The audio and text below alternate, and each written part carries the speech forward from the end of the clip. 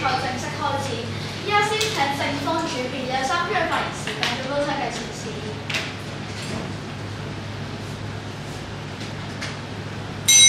在座各位，現時綜援計劃下，健全人士會得到唔同嘅就業支援、就業輔導、面見社工服務多為引導性質，佢哋只需要話揾緊工，職員就無從過問。但係根據社署嘅報告，現時唔少綜援受助人士多年嚟未有揾到合適嘅工作，長時間留喺屋企，不斷令佢哋長遠喪失僅有嘅工作能力，更可能令佢哋缺乏自信，長遠導致更多社會問題。故此，政府推出自力更生支援計劃，協助15至59歲嘅健全綜援申領人，透過參與無償工作融入社會，減少依賴綜援。參加者需參與每星期最少1次及每次最少1小時嘅無償工作，直至佢哋覓得有薪工作。違反規定者及家庭將被懲罰7日綜援金額。故此，衡量斷題審視計劃對受助人及社會帶嚟嘅影響係咪趨向正面，我方認為計劃有其必要性，原因有二：第一，推動受助人接觸社會，避免衍生社會問題。中文大學精神學系副教授彭顯達表示，失業者有較大機會患上精神病，佢哋會因為長期冇嘢做而失去自信，若不及早發現，嚴重者會有自殺傾向。需要申領綜援受助人相較一般失業人士，往往自信更低，背後有更多原因導致長期失業或不求職。正如政務司司長陳國基表示，喺新嘅安排下，計劃係最大程度上令失業嘅人士唔會與社會脫節，係契機俾部分缺乏社交能力、工作意欲嘅受助人發展能力，認識新朋友，從而提升自信。如果發現有情緒或者家庭問題，社工更可及早介入，避免自我隔離引起悲劇。第二，消除負面印象，構建和諧社會。參考香港市民對綜援態度嘅意見調查報告顯示，近80%人都認為綜援會減少受助人嘅工作能力。市民普遍認為經濟養懶人，甚至唔少市民認為佢哋毫無貢獻，形成社會嘅對立。香港社區組織協會嘅研究更發現，70%人表示社會人士對領取綜援人士嘅偏見程度嚴重。關注綜援低收入聯盟代表李之容就表示，受助人好多時都擔心遭受歧視，唔敢面對公眾。喺計劃下，每個健全人都有機會復課社會，從而改變大眾對受助人嘅負面態度，同時減低社會對受助人毫無貢獻嘅意識，有利促進社會和諧。最後想問有方，長遠而言，只係俾錢受助人係咪足夠呢？多謝各位。2分45秒冇過時，無需扣分。依有請反方主辯，同有3張發言時間，準備請你示示。主席、評判、有分同學在座嘅各位，大家好。今日嘅辯題係港府應強制健全綜援受助人定期參與義務工作。首先，綜援嘅全名係綜合社會保障援助計劃。綜援服務嘅目的係為咗喺經濟上無法自給自足嘅人士提供安全網。根據社會福利署嘅資料，綜援計劃嘅目的係以入息補助方式援助因年老、殘疾、患病、失業、低收入或者其他原因引致嘅經濟出現困難嘅人士，使佢哋可以應付到生活上嘅基本需要。我方認為，港府不應強制健全綜援受助人定期參與義務工作。喺度，我方有3個觀點。第一，應該提供津貼，激勵而並非懲罰。與其強制參與，不如提供一啲津貼或者其他激勵嘅措施，鼓勵受助人自願參與。例如無償工作津貼，強制義務工作剝奪咗呢種選擇嘅自由，將受助人至於如果唔參加就無法生存嘅被動地位。第二，可能無法產生預期後果。義務工作可能無法有效咁樣幫助學歷或者水平較低嘅人重返職場，反而增加其壓力。義務工作發展局指出，義務工作應該係出於自願，強制性會改變咗其性質，呢個可能會導致受助人抱住被動嘅心態，影響服務質量。其實亦都係剝奪咗佢哋自願參與嘅意義，並且缺乏針對性嘅培訓。當場要求佢哋參與義務工作，例如去3分鐘立法咁樣，係未能提供針對性嘅培訓，對提升就業能力效果有限，唔能夠達到援助嘅目的。第三，受助人嘅尊嚴係強制影響到受助人嘅尊嚴，強制性嘅義務工作可能會損害受助人嘅尊嚴，使佢哋對人格尊嚴嘅損害。香港大學哲學系教授陳志強喺《香港嘅社會中正義》指出，當一個人為咗去獲取基本嘅生活費時，不得不放棄照顧子女、放棄求職機會，去從事自己根本就唔需要嘅義務工作時，佢嘅尊嚴已經被放於其次地位。呢個同香港推崇嘅人本價值完全相悖。因此，我方唔同意港府強制綜援受助人定期參與義務工作。回答反方嘅問題，如果日政府可以用其他方式去幫助，例如培訓就業援助，而唔係被逼做義工。多謝。反方主辯發言時間為2分38秒，冇過時無需扣分。依家有請正方一副，你有3分鐘發言時間，最高請第4次。在座各位，一副位置撇除有方反對理由，我哋確立雙方共識。首先，受助人唔工作，長期留屋企係對佢哋自身不利，而社會一直對健全受助人唔工作有爭議係事實。第二，有方主辯立場都承認舒緩呢啲問題係對嗰班需要幫助嘅人，長遠對社會都有好處，但有方就有2個質疑，分別係一，唔應該強迫。有方其實都認同義務工作對受助人有好處，但就認為唔應該強迫。但問題係，如果我哋俾佢哋自己選擇，到底有幾多人會踏出改變嘅一步呢？而且每個禮拜只係1個鐘，佢哋可以了解到自己嘅不足，同社工轉介到適合嘅機構。進一步講，如果受助人認為唔好，可以盡快揾到適合自己嘅工作。第二，扭曲義務工作本質。有方話扭曲咗義務工作嘅本質，但對普通人嚟講，義務工作真係自發性。但對於身份特殊嘅人，義務工作其實有唔同用處。對於犯事嘅人係一種教育，對於受助人係一個接觸社會嘅機會。最後想問有方，學校、法庭係咪都扭曲咗義務工作嘅本質？係咪都做錯咗呢？所以歸納有方嘅憂慮都並非解決唔到，有方只係擔心到底成效有幾大。正如我方問有方係咪只係俾錢就足夠呢？有方都知道錢可以解決生活所需，但改善困境有好多嘢應該要做。講穿咗，政策就係強制佢哋進一步接受治療。辯題嘅關鍵就係健全同失業。一個健全嘅人，但又唔返工，但又生活唔到，要攞政府資助，有方覺得佢哋冇問題呢？中山醫院高級醫生曾繁光表示，失業者會認為對公司嘅貢獻未能獲得肯定，加上失去一份穩定嘅收入，會胡思亂想，可能患上精神病。所以接下來要思考嘅係點樣透過機制幫佢哋參與服務嘅過程，受助人可以試下唔同嘅工作模式、環境同人接觸，慢慢建立翻對社會嘅連結，有助佢哋重投社會，改善生活。正如勞工及福利署局長孫玉菡表示，強制佢哋參加無償工作，可以令健全失業者了解到唔同群體，加深對社會嘅認識，進而揾到適合嘅工作，改變家庭環境，避免過度依賴援助。最後睇成效，新聞就話有一位貨車司機阿志係家庭支柱，因為失業而領取綜援，其後參加社會工作，從一開始心事重重，到其後逐步改善。佢表示社區嘅工作提高佢嘅成就感，而有揾工意欲，最後揾到一份送貨工作。最後想問有方有咩方法令社會人士減少對受助人嘅歧視呢？多謝各位。正方一副所用時間為2分46秒，冇過時無需扣分。依家有請反方一副，你有3分鐘發言時間，最高請第4次。主席、評判、有方同學，在座各位大家好。咩嘢係綜援制度？即係綜援制度核心本質係咩嘢？係社會安全網，其建立基礎係公民因客觀困境暫時喪失勞動能力或就業機會，有權獲得社會資源補助。而受助人嘅義務早已內嵌於申領過程中，包括如實申報經濟狀況、接受就業輔導推介、配合資料審核等。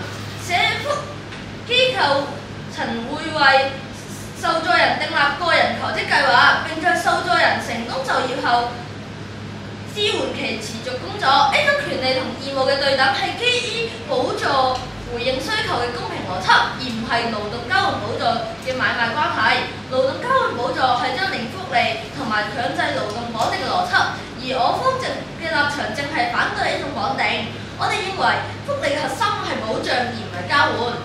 第二，此計劃忽視了受助人實際嘅困境，強制要求受助人脫離現實，加劇生存嘅壓力。所謂健全綜援受助人嘅界定本身就存在模糊性，且即便排除明確嘅老弱病殘群體，仍有大量受助人面臨難以應對強制義務工作嘅現實困境。其一，部分受助人處於隱性弱勢嘅狀態，例如獨居者或者照顧患病親屬者，需要隨時應對突發狀況，無法承擔固定時間嘅義務工作，又好似長期失業者面臨心理壓力同埋就業焦慮，強制參與義務工作可能加劇佢嘅自我否定，反而阻礙佢重返正規勞動市場。其二，受助人嘅時間同埋精力已經被基本生存需求佔用，許多嘅綜援受助人需兼顧零工、求職面試、照顧家庭等嘅事務，強制義務工作會擠佔佢改善生活嘅寶貴時間，形成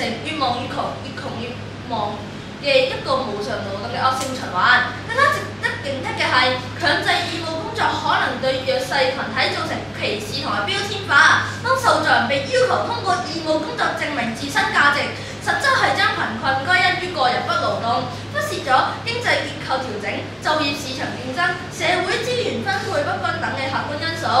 呢種標籤化不僅傷害受助人嘅尊嚴，更加可能加劇社會對貧困群體嘅偏見，違背綜援制度保障民生、促進社會包容嘅初衷。多謝。反歸附收時間為2分38秒，冇過時無需扣分。依家有請正方二副有3分發言時間，亦都相繼少少。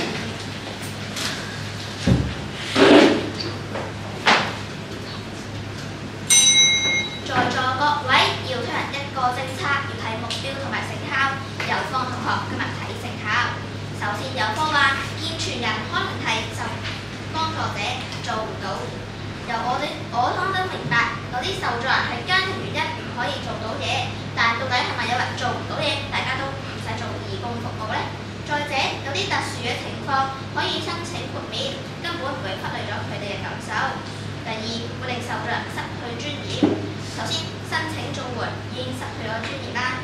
其次，你認為做義工服務都可以失去尊嚴嘅話，咁你繼續拎綜援，咁咪更加失去咗尊嚴咯。政務司司長陳國基強調，其實要確立呢一個方向，但正如其他嘅政策都會視乎成效，然後繼續優化計劃。所以，哪怕今日有方係質疑市場細節，甚至係服務嘅內容，其實都有改善空間，並唔係話唔應該咁做。有方唔理解，佢哋表面缺乏金錢，背後係咪不斷俾錢就解決唔到呢？健全受助人係因為唔同原因而唔工作，有可能係薪酬俾人歧視，有可能係本身情緒低落，唔想接觸社會。當呢個政策介入，其實係避免政府處理更加大嘅社會問題。如果佢哋長時間淨係靠微薄嘅綜援為生，冇錢又可能重新犯事，又可能變情緒病。想由方思考一個問題：當開支不斷增加嘅時候，政府係咪有負擔得到呢？而樂施會指出，大眾所想像嘅綜援人士係懶惰、冇誠信、貪婪、濫用社會資源，可見市民對健全綜援人士嘅歧視嚴重。現時社會對健全綜援人士嘅批評，潛移默化咁影響咗健全綜援人士，甚至係佢哋嘅仔女。小童群益會調查發現，近70%嘅綜援人士仔女前轉受低下。有方一副都唔反對有社會對立嘅情況，但就係冇俾方法大家解決。喺呢個計劃之下，健全嘅綜援人士可以向歧視佢哋嘅人展現服務社會心志，令大眾改變對受助人嘅整體觀感。想問有方同學，呢個利處點解唔重要呢？睇翻數據，社會福利署訪問發現，近70%嘅失業健全綜援人士從事咗社區工作，令佢哋明白人人都有責任服務社會。最後想問有方，喺現行機制之下，點樣有時長期接觸嘅生活模式嘅健全綜援人士可以重新投入社會呢？多謝各位。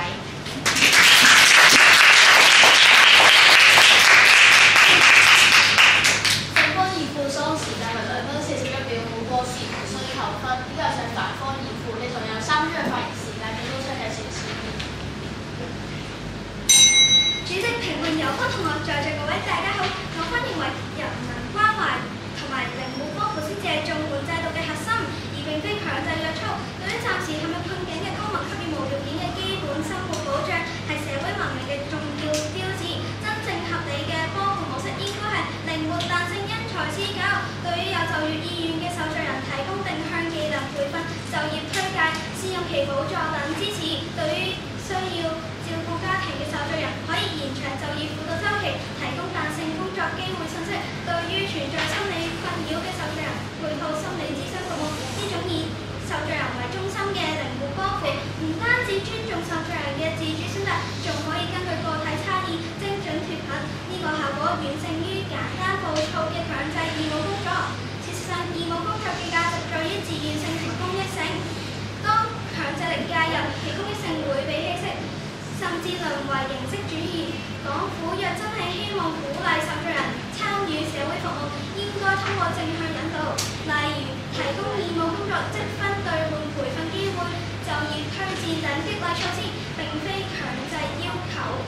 唯有堅持保障權利、尊重差異、靈活幫扶嘅原則，先至可以讓綜援制度真正發揮作用，既保障民生底線，又促進社會和諧。仲有義務工作供需不匹配，浪費社會資源。義務工作嘅有效開展，需要人力資源同埋崗位需要互相契合，但係強制政策會徹底打破呢種匹配，例如會出現崗位供給不足嘅問題。港府尚未證明存在足夠數量多樣類型嘅義務工作崗位，可能會導致受助人無事可做，改為湊合工時而形式化參與。強制分配會導致唔需要人手嘅時候就好多義工出席，或者需要人手嘅時候就冇人可以用嘅情況，浪費公共資源。最後想問問題有關一個問題：如果受助人因為客觀原因，例如突發家庭事故無法參與或者消極應付，係咪應該要削減綜援？因此我方堅決反對該提議。多謝各位。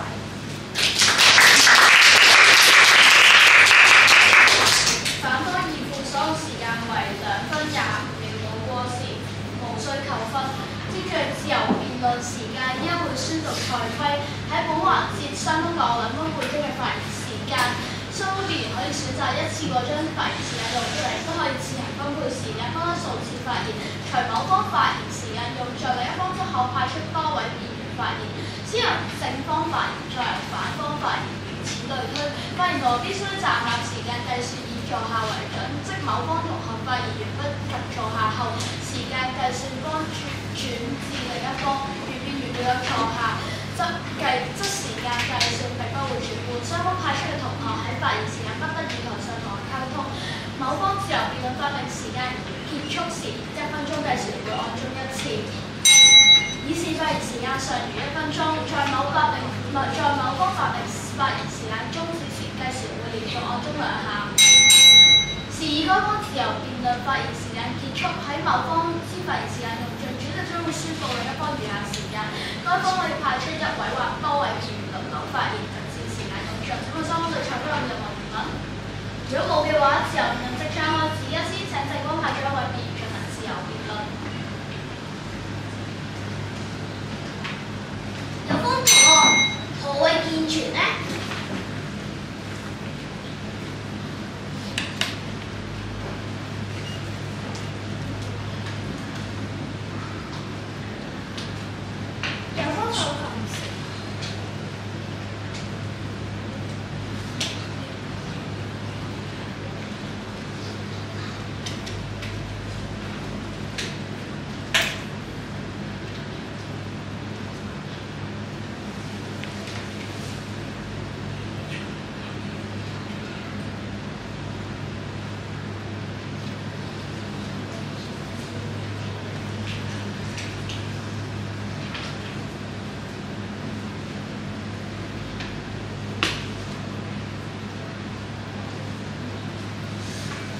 健全呢個係代表沒有殘疾嘅意思。好，咁我方想問有關呢個簡單問題：健全受助人有能力工作，點解唔去做嘢？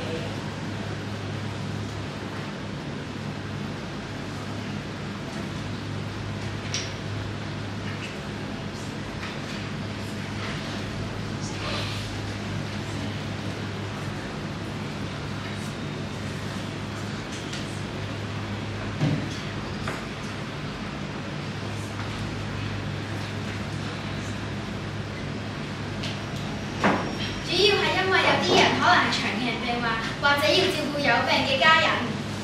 好，有位同學，今日你講長期病患，想問嗰啲人係唔係健全咧？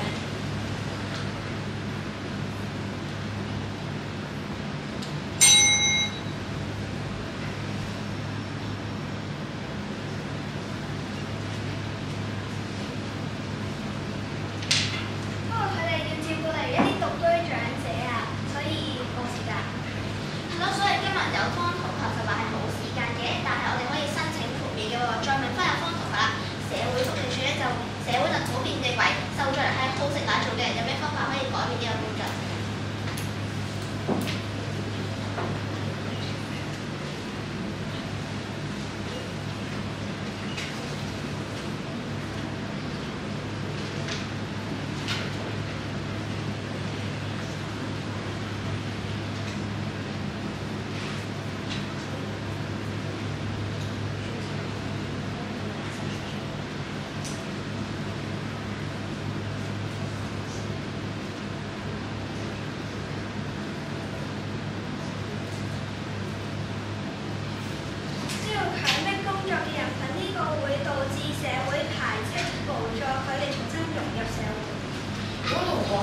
我哋呢個政策咪叫佢出嚟做嘢，咪唔會排斥到佢哋咯。呢個政策可以令佢哋重拾自信，出嚟做嘢。咁點解啲人會認為做嘢係冇有問題咧？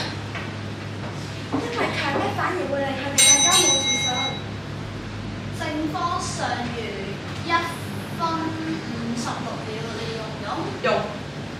你哋可以派出一位多位辯員你3個都知咩事？好，咁我方同學問有方同學第一條問題，何謂健全？有方思考好耐先答到我方，所以我方而家問有方一個簡單問題：呢啲前場講嘅嘢到底正唔正確咧？我方相信有方都知道自己前場講嘅嘢有問題啦。第二，今日我方一副問有方點樣改變呢啲歧視，有方一句都答唔到，所以其實有方都清楚，一定要用我方政策先可以改變到呢啲問題，令佢哋唔再接受歧視，唔再被人責罵，出嚟做嘢，重新投入社會，重新為社會貢獻，重新為社會服務。第二，我方今日又想問有方啦，做義工係正面抑或負面？咁相信有方同學都會認為係正面，唔會認為負面㗎啦。咁正面佢哋出嚟做，啱啱有方前場話有問題，我方唔理解有咩問題咯。叫佢哋出嚟做嘢可以提升佢哋嘅自信心、合作能力、交流能力，令佢哋有翻責任感。唔通呢啲唔係好處係壞處咩？咁我方又想問有方本質有咩問題？今日有方前場話唔可以強制。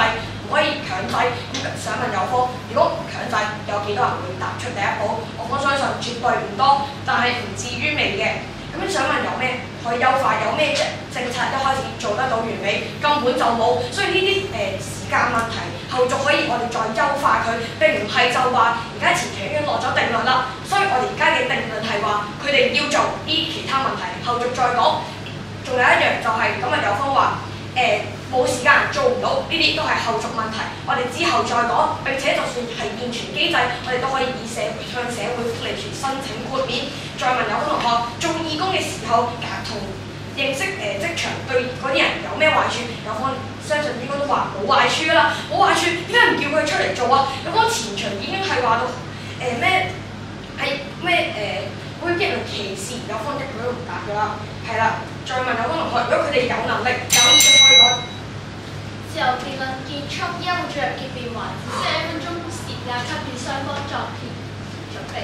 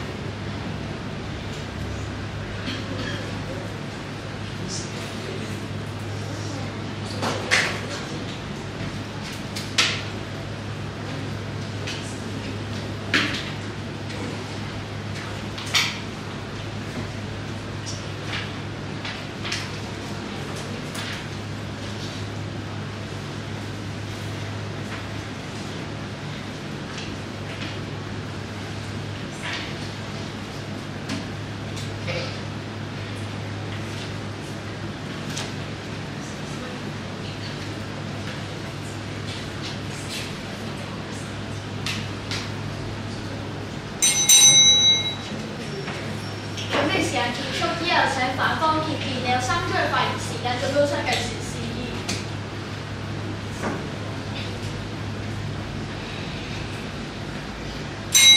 主席、評判、有關同學，在座各位大家好。我方認為強制健全綜援受助人參與義務工作，可能同綜援自力更生嘅目標相悖，更加可能加重咗財政負擔以及實施困難。另外，義務工作可能產生負面標籤效應。綜援制度嘅核心價值係社會保障而非勞動交換，其設立嘅初衷係為社會弱勢群體提供基本生活保障。強制健全綜援受助人參與義務工作，睇似鼓勵自立，實際違背咗制度嘅本質。我方堅決反對呢一個政策。強制性要求受助人參與無償工作，可能令佢哋感到被標籤化或者失去尊嚴。勞動應該要有價值，提供無償工作可能會被視為對低收入人士嘅一種懲罰，而非真正嘅支援。而好多受助人冇辦法工作各有原因，例如精神或者健康問題等。強制咁樣一刀切嘅要求，可能忽略咗呢啲個人嘅特殊情況，未能夠提供適切嘅彈性安排。仲有受助人參與義務工作，可能涉及交通或者其他開支，但係計劃未有明確嘅津貼，會增加佢哋嘅經濟負擔。立法會嘅江玉歡議員質疑強制無償工作嘅做法，認為佢哋唔應該被視為免費勞動。佢建議政府考慮提供津貼作為激勵。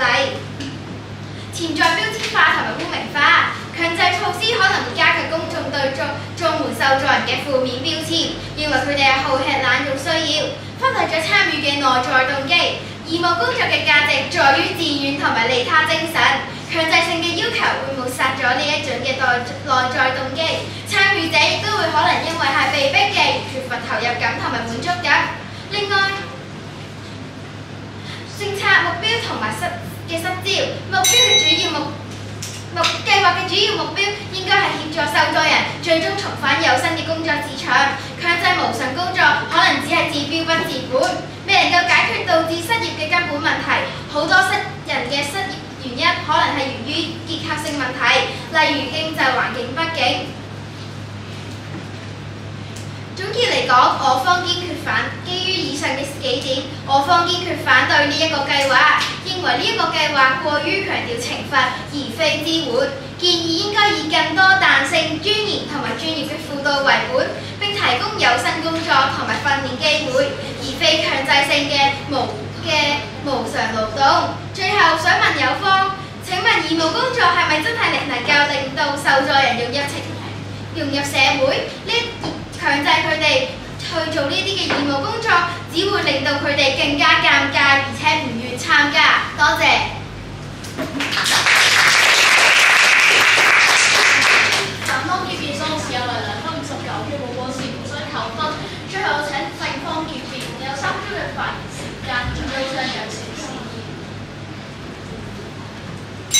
綜援制度1977年落實，1993年改名為綜合社會保障援助計劃，就係今日討論咗好耐綜援啦。全各位，今日綜援喺有方眼中，即係提供金錢資源俾佢哋，其他後續問題有方講都唔講，完全唔理，留翻俾嗰個人自己搞。今日雙方都希望一班有手有腳嘅人可以唔再活喺過去，行出自己嘅路，但係我哋從來都唔係話強制佢哋勞動1個鐘揾工就可以輕輕鬆鬆，更加唔奢望佢哋會令任何嘅工作變得容易。今日我方先回答有方問題。今日有方同學話點樣做到可以令佢哋行翻出嚟？我方喺無論係主辯1副、2副，抑或係自由辯論環節，都已經清晰回答。呢啲政策可以令佢哋重獲自信，行出社會，重投工作，亦都可以提升佢哋嘅團隊能力。唔通有方認為上述唔係鋪緊路？今日有方存在3個擔憂：第一，唔應該強迫；第二，財政負擔太大；第三，有唔同嘅問題根本就做唔到。但係我方前場已經解釋得好清楚啦。第一個問題，有方話唔應該強迫，我方簡單問有方1個問題：唔強迫點樣做到？第二，有方話財政負擔。我哋今日提出呢個政策，就係想令嗰啲錢用得其所，嗰啲人出翻去做嘢，呢一筆社福開支係咪可以調動到其他地方用得啱呢？第三，有方話不同問題會做唔到，所以但係咧今日我方1副2副啦都清晰解釋咗啦，我哋可以向社會福利署申請呢個豁免㗎。所以今日有風嘅擔憂，哪怕存在，都只係個別情況，並唔足以推翻整個健全受助團體帶嚟嘅利益。今日辯題所講嘅健全係指佢哋身心適合工作，但如果科學判斷佢哋身心適合工作，佢哋自己又長時間唔工作，咁係咪真健全呢？正如我今日去睇醫生，醫生話我冇嘢㗎，叫我星期一去返學啊，但係我就係唔肯返，唔想返，咁學校係咪應該當我係一個正常狀態呢？家家有本難念的經，係好難念，但正因為難念，所以政府先應該調佢哋繼續念落去。今日有方眼中嘅綜援，主打一個字嘅啫，綜，不過唔係綜合，係放縱佢哋唔再接觸社會，強迫佢會去理解佢哋嘅困境，唔會任由一個冇問題嘅人就咁樣淪落落去咯。一種係放縱啊！你同我都係幸運嘅，可能唔係辯題討論嘅其中之一，但對於好多人嚟講，一個政策改變嘅唔單止係自己未來出唔出到去重投社會，更加係社會資源未來嘅用處。70年代到今日，香港不斷改變，受助人面對嘅困境都唔一樣，但政策完全唔改變。就算改，唔應該係金額咁簡單，應該係我方今日提出嘅咁多個政策入面嘅嘢，唔單止係思想進步、觀念嘅改變啊，仲有係令佢哋重投社會。今日政府嘅政策行出咗第一步啦，係對整個受助群體改變學法嘅第一步。當受助人肯行前一步，香港係咪會因為呢啲彼此包容有所進步呢？多謝各位。